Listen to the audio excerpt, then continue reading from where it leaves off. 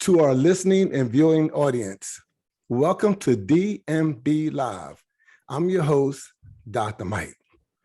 Well, I feel super fantastic, excited, and honored. And let me tell you why. But first, I invite you to sit back, relax, and appreciate this close-up and personal, exclusive conversation we're about to have with one of my favorite actresses and recording artists, the Marvelous Melba Moore. So let's give Melba a warm virtual welcome to DMB Live. And good evening, Melba. How are you doing? I'm doing very well. Thank you for having me, Doctor. Well, thank you for being here.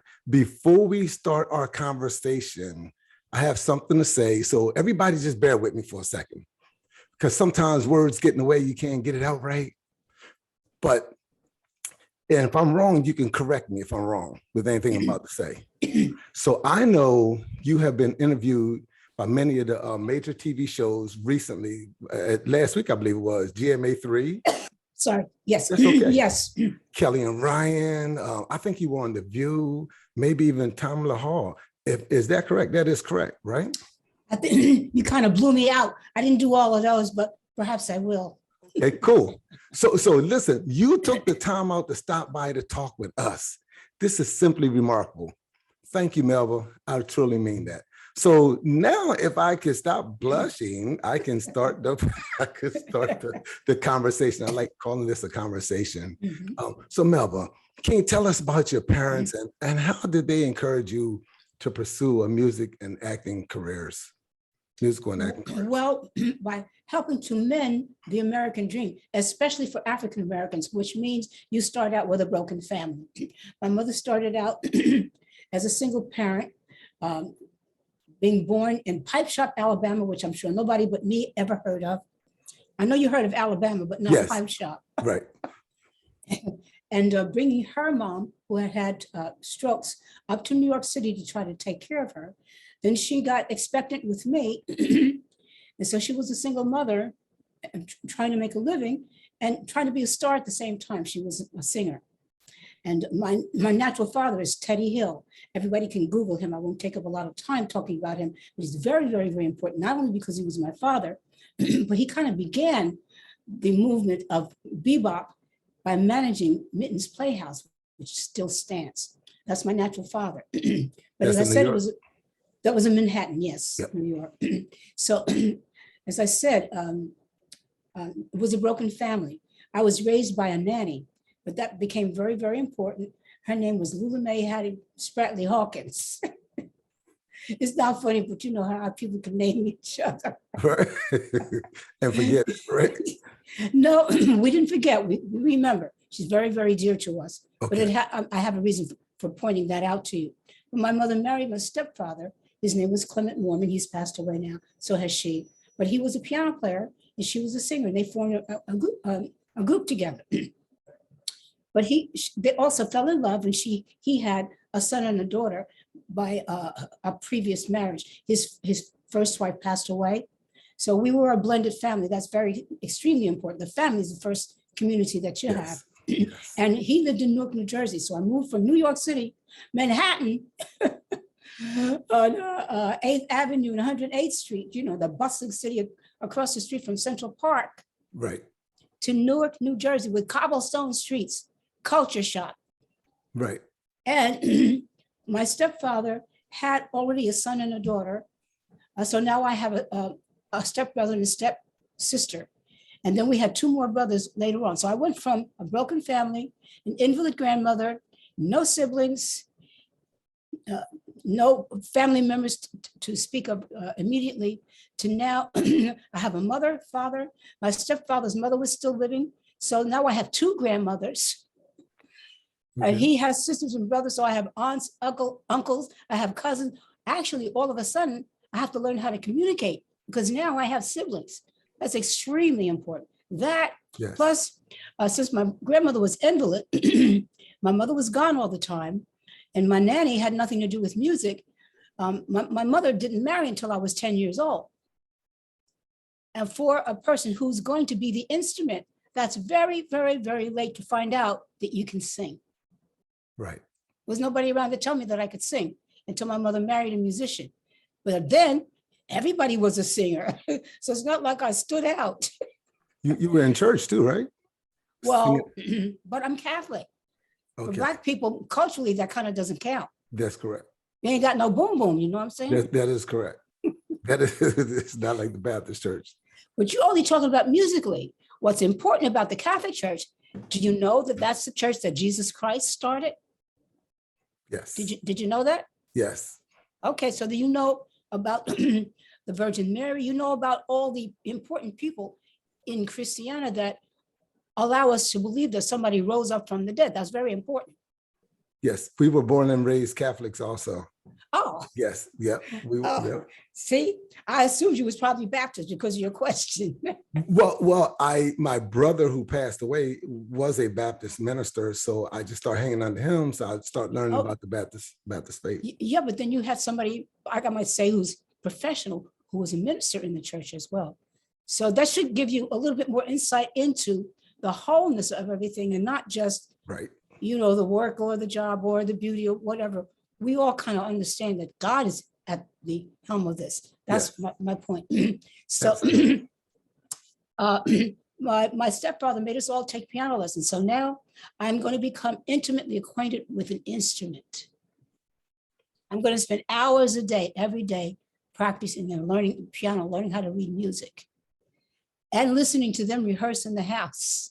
They had a band in my living room. Okay. I'm still excited about it.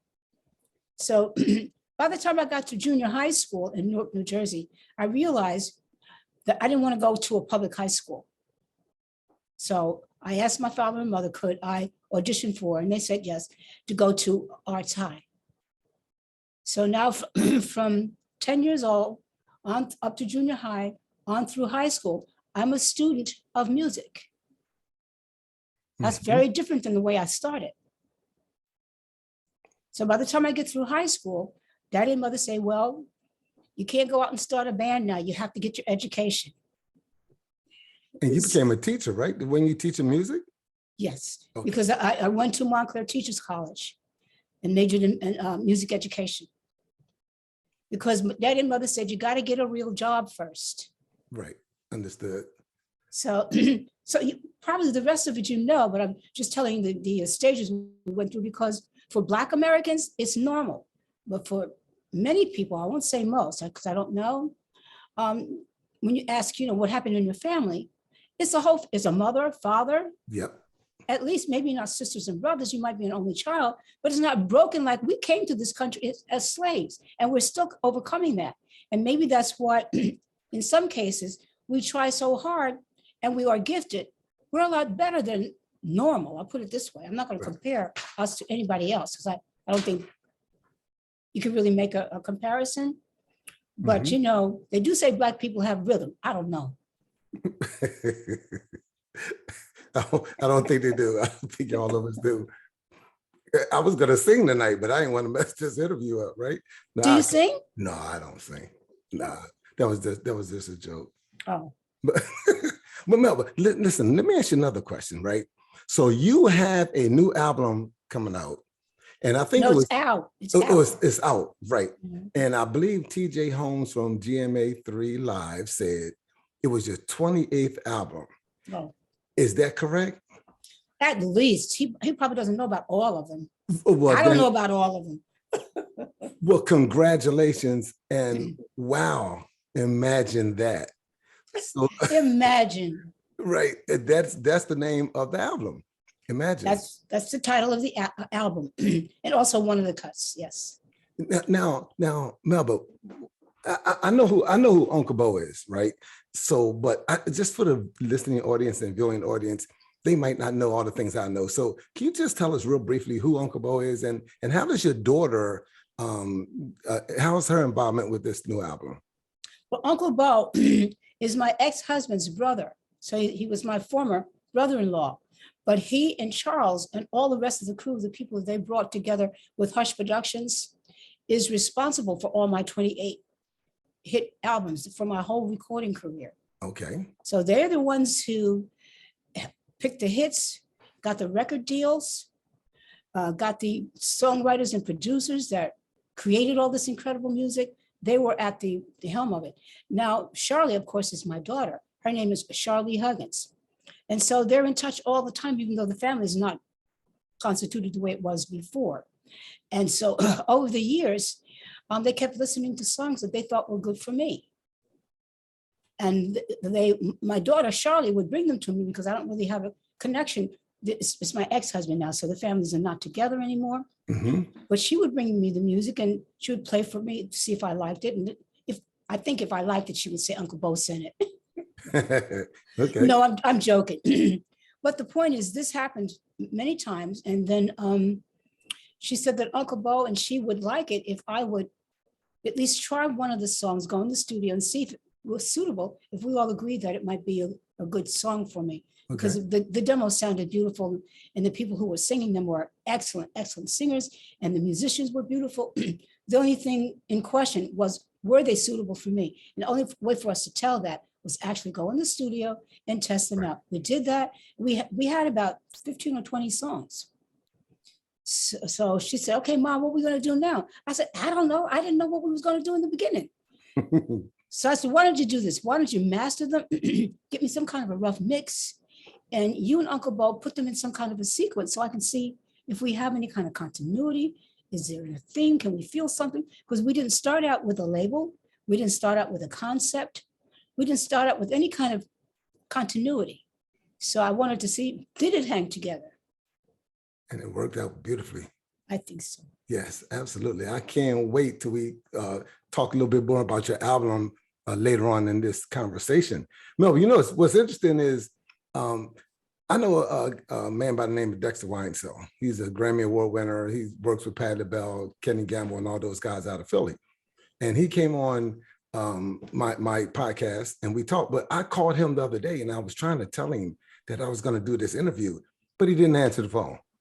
I'm sorry. He didn't answer the phone. He's probably in London somewhere, right? Mm. But I was just so pumped up and so excited. Oh, it's like, I'm glad. So, and that brings me to this, Melba. Your body of work over the years, you know, you've had a fabulous career and still have, right? Yes. You landed a Tony Award, several Grammy nominations, and so many other recognitions. Is that the criteria that the Academy will be using to honor you with a star on the Hollywood Walk of Fame?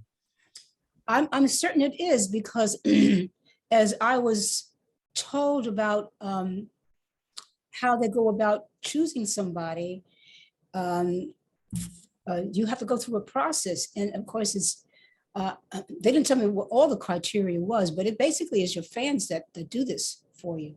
Okay. So those are the people who are watching you throughout your life and your career. They see the things that you've done, that the things that they admire about you. And I'm sure you probably have to pass some kind of acid test that says you're at least popular enough. Right. But I'm guessing. I think so. So when will that ceremony take place? At sometime in 2023. They haven't given me a date yet. Okay. They will. Yeah. So you know I'm going with you, right? I'm going with you. Well, come on, bring your whole family. Let's have a crew. We're coming. We are coming. And you know what? So I want to talk about a couple of other things that are very important to me that I think that the public should know. Well, not this part, but I live in Delaware. Yes. Okay? And I would say it's about 45 minutes or less to where President Joe Biden lives when he comes home. Yes. And speaking of President Joe Biden, I believe someone on GMA3 mentioned that President Biden has it set for you to win an award in the coming weeks. Yes. There's two of them, Melba. I'm like, listen to this, right? The Lifetime Achievement Award. Yes. And the Volunteer Service Award. Yes. I'm going to tell you something. I'm impressed. Well, you deserve it. But that's the first thing. You deserve it. So tell us about those milestones. Well, I discovered that when the people from the awards committee called me, that the young lady, her name is Deborah Key. Let me ask you something. Do you know who John P. Key is? No. You don't? John P. Key. Sounds familiar. I'm sure you've heard of his name. He's an incredible icon in the gospel music world. Okay. You'll hear him performing with the Clark sisters and all the classic singers, plus his own band and his own great songs that he writes for gospel. And I'm sure he's a minister too. But they happen to be siblings. But I mentioned that because when you talk about the volunteer community service award, those are generally not things that, well, maybe some of them, if you do free concerts or big fundraisers, the cameras and everybody are there. Right. But it's really fun, primarily, I think, for community service things, volunteer things that you do, it's really for the spirit of volunteerism. Like, I might volunteer at a food pantry, or I might perform at women's shelters and nursing homes, those kinds of things where there's no cameras. So the people in that community that do things like that, they have to know about you and think that that's important and vote for you for that. So I think that's extremely exquisite. Yes, absolutely. That I get a presidential award for volunteerism. Now, the other one is for achievements in my career. Well, that's amazing too, and nothing's not amazing. Right. But I think in my career, not because I knew it or tried to be, but I've been a first in a lot of things. For instance, I was the first Black actress to replace a white actress Yes. in the Broadway musical Hair when I replaced Diane Keaton. I was the first Black actress to get a Tony Award in the category of Best Supporting Actress in a Musical for Pearlie. Yes. There was a bunch of others. I can't remember them all, but I know, this is very important. I helped into what we call the Negro National Anthem. Of course, we don't call ourselves Negroes anymore. We call ourselves African Americans or Blacks. But back in the day that it was written, and I'm not sure how far back it was written, but it was the theme song for one of the civil rights movements, the one that we know Martin Luther King for. Yeah. And that song became, known as identifying with it, that and We Shall Overcome. Yep. Was Lift Every Voice and Sing. And at the time, I had seen Dr. Dorothy I. Height. I'm thinking about Dr. C. Dolores Tucker. She's another great woman. Yes. Of politics and color in the community. I had seen Dr. Height on television receiving the NAACP award. And I saw her speak, and I found out where to call her. Okay. And I said, well, can I just sit with you for a moment? But she came over to our office at the time. She visited us because she had a residence in New York.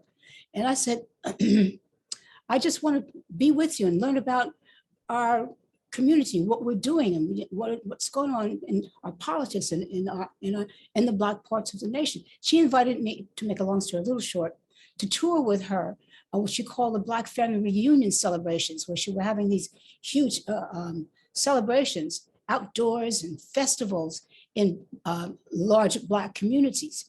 And she made me the national membership chair. And so she would invite me to, I was on a hiatus, so she would invite me to sing at the prayer breakfast. And she said, why don't you sing the Negro National Anthem? And I said, oh, Dr. Height, I don't know what that is. I didn't know that we had one. So when she told me what it was, I wouldn't have found out, of course, that it was James Weldon Johnson and Baldwin. What's his name? Baldwin? No, James Weldon Johnson. Oh, okay. I'm sorry, I didn't hear you. Who wrote the Negro National Anthem. Okay.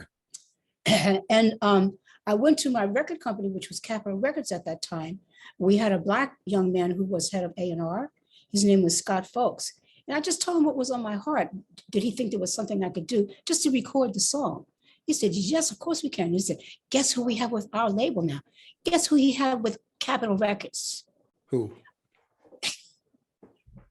BB and CeCe Winans. They're gospel. Yeah, gospel, yeah. So they must have been the first ones to be on a regular label.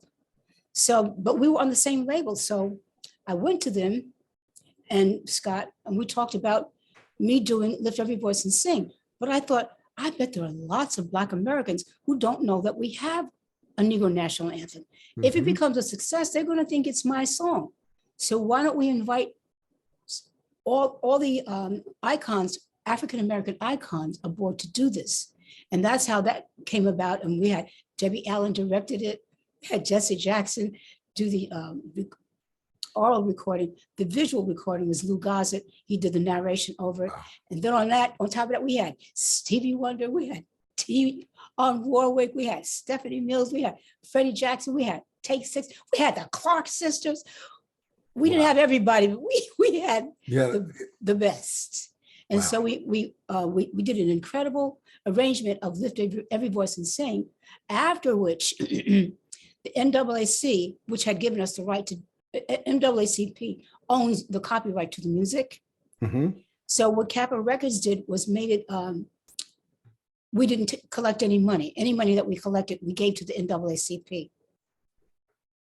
And then Dr. Haidt got Congressman Fauntleroy, who was the head of the Black Caucus, to make sure that it was officially entered into the congressional record.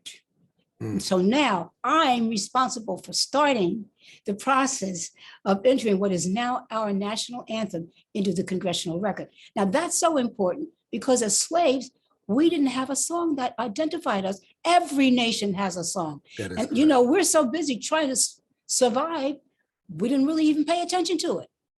I wouldn't have. I'm from New York. I don't get Black history. So I didn't know our Southern history like Southerners do, if the dear Dr. Haidt hadn't let me know that we have a song. Right. So that's my story. I'm excited. Information is powerful. That's a powerful story. I really appreciate that because now we know. And that's part of why we're doing this, because I want people on my level that hears this interview to learn more about who Melba Moore really is. Melba, let me ask you another question regarding Joe Biden. That's going to be in beginning of August. Is that correct when they do that? Well, the last part of August. It's going to be August 26th. Okay, August 26th. Okay, great. I want to go back. I don't want to jump around, but I'm kind of excited. As you go ahead. Let's go back to Nick Ashford and Valerie Simpson. Well, why not? You know, and I want you to tell the audience a little bit about how that was traveling and how you guys actually worked together for many years. Well, as you were telling our audience, I started out as a public school music teacher because my parents wanted me to have security and good education and good foundation. And after I did it for about 3 years, I told them, I said, well, I love teaching, I'm good at it, but I'd like to see if I could perform. Would you help me to try to get into the industry? And so they took me around to some different agents and managers and clubs that I could start playing and singing in. And one of the places that we went was the Brill Building, which was a very, very famous building of managers and agents and all kinds of publishers. And it was a totally music building, skyscraper building on Broadway. And while I was waiting to meet someone, of course, I forget them now, but I didn't forget Valerie. She was in the outer office too, waiting to have a meeting.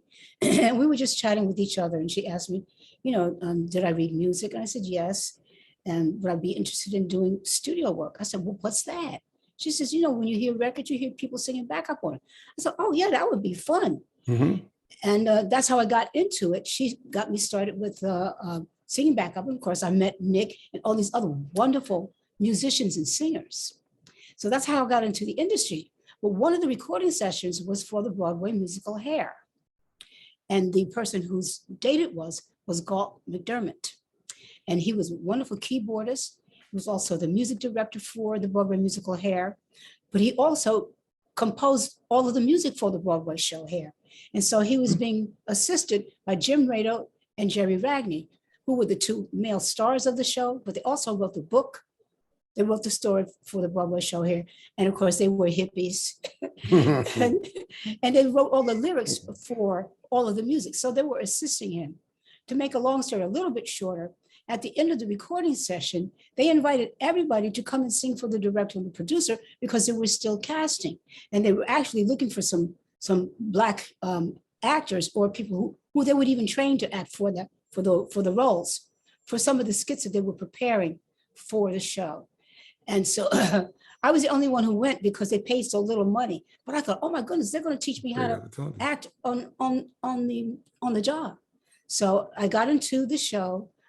It was wonderful. They just broke all of the rules. They had a Black woman doing the Gettysburg Address, dressed like she was Abraham Lincoln, because it was a comedy. It was parodies. Mhm. I played one of the big skits in the show was this parody on the Supremes, where all three of us were in one dress. Of course, you didn't see that when we first came out on this big high platform that rolled out, and we were singing a song called "White Boys Are So Pretty." White boys are so, and the audience was all white. That's the spirit of Hair. They tore down anything that you thought was sacred, forget about it. They tore it down and made fun of it. And so, but we were supposed to be the Supremes. We had these big wigs on, and these sequin dress, but it was all one dress, and it opened up into one thing. And everybody said, "Oh my God, it's only one dress." But Wow. before it was over, I stayed in the show for a year and a half. I wound up doing the female lead, who had been done by a lot of girls, but the main one that I replaced was Diane Keaton. That's how that happened. Right. Absolutely. Then that same Black girl who was playing Abraham Lincoln, that shouldn't be, okay? She had a beard and everything. Yeah. She had a fake beard. Yeah, And she was a pretty girl, so you could tell it was a fake beard. But that's how her hair was really over the top. Right. But she said, but she was an actress. She was an actor. So she was saying, no, but you're a great singer, but you're in a play now. You need to learn. You didn't audition really to get in here. They want strong singers. She said, you should start making the rounds and find out what's going on. Maybe you get a part in another play. So make a long story a little shorter. She told me about auditions for Pearlie. So I was trying to learn how to audition, but I got the part. Okay. And to make a long story a little shorter, as I like to say, I got a Tony Award.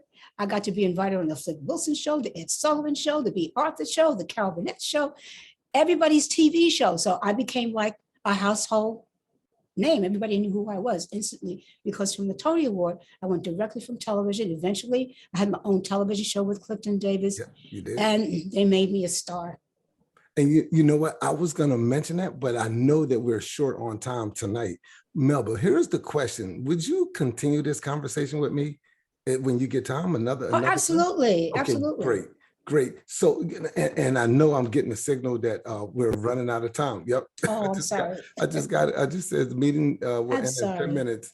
But Melba, listen, ladies and gentlemen, the Marvelous Melba Moore's new hot album, Imagine, is available now. And we hope it climbs, and I personally hope it climbs to the Billboard's #1 bestseller. And I hope that you sell several million copies by the end of the summer.